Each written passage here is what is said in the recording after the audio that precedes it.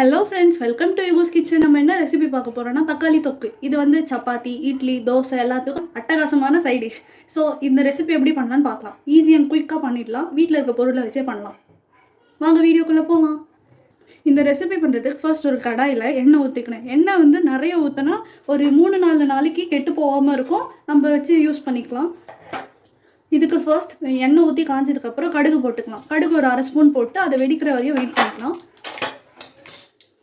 இந்த தக்காளி தொக்கு வந்து நம்ம எங்கேயா ட்ரிப்பு போகிறோன்னா அங்கே எடுத்துகிட்டு போய் நல்லா ட்ராவல் பண்ணும்போது சாப்பிட்லாம். ஒரு அட்டகாசமான ரெசிபி. கடுகு வெடிஞ்சிடுச்சு. இப்போ நம்ம வந்து 3 வரமிளகா போட்டுக்கலாம். இதை நல்லா வதக்கிக்கலாம்.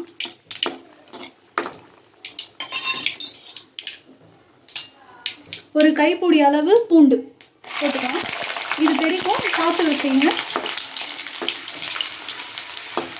அதுக்கப்புறம் ஒரு 4 வெங்காயத்தை பொடி பொடியாக நறுக்கி வச்சுருக்கோம், அதை போட்டுக்கலாம். போட்டுட்டு நல்லா வதக்கிக்கலாம். இந்த எண்ணெயில் வந்து பொன்னிறமாக ஆகணும், கோல்டன் ப்ரௌன் நிறத்தில் இருக்கணும். ஸோ அது வரையும் நல்லா வதக்கிக்கலாம்.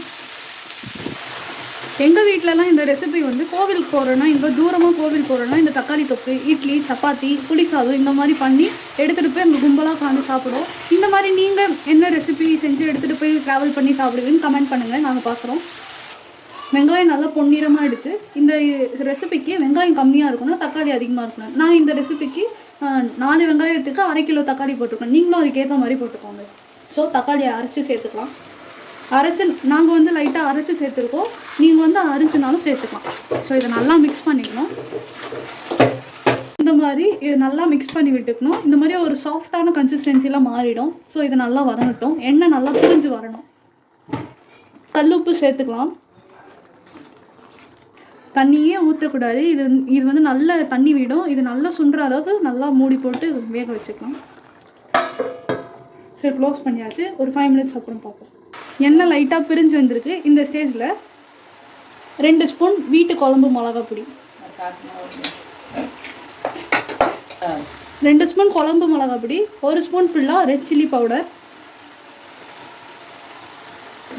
எல்லா மசாலாவையும் போட்டு நல்லா கலரி விட்டுடணும். இந்த கலர் பாருங்கள், இப்படி வந்திருக்கு. நல்லா இன்னும் எண்ணெய் பிரியணும். கருவேப்பிலை போட்டு இந்த டிஷ்ஷை ஃபினிஷ் பண்ணிடலாம். ஸோ டடா, நம்ம சுவையான தக்காளி தொக்கு ரெடி. இது இட்லி, தோசை, சப்பாத்தி, இடியாப்பத்துக்கும் சம்டைம்ஸ் வச்சு சாப்பிடலாம். டேஸ்ட்டு சூப்பராக இருக்கும். இந்த ரெசிபி பிடிச்சிருந்தா லைக் பண்ணுங்கள், ஷேர் பண்ணுங்கள், கமெண்ட் பண்ணுங்கள்.